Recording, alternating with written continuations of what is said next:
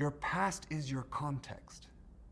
What happens is your brain is relating what's happening now to what happened before. And it does it through the network of your connectivity in your brain. It's a reflex. The information comes in and it spits out a behavior. It spits out a belief. It spits out a meaning. And that meaning is grounded in that history of experience. So, two people might walk into the exact same space, and one person walks in and thinks, oh, this is scary, this is terrible, something bad's gonna happen, that person doesn't like me, right? Another person might walk in and say, oh, this is brilliant, I love this, oh, that person looks so lovely. Why is that? Because objectively, there's no difference. The only difference is the history of experience that these two people had in similar situations in the past. They have different networks, different functional structures in their brains. They have different reflexes. They have different assumptions and biases.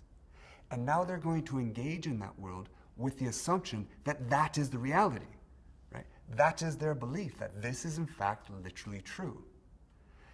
And as a consequence, they'll behave towards that person as if they don't like them, as if they are being aggressive. They'll maybe hear aggressive tones. They'll maybe hear a word that was maybe sarcastic or humorous as literal. Whereas the other person will say, oh, that was a funny joke. Right? So they'll start engaging with the world and actually looking for evidence to confirm what they already assume to be true. So the world for that person who is seeing it very negatively becomes negative. They experience it as negative.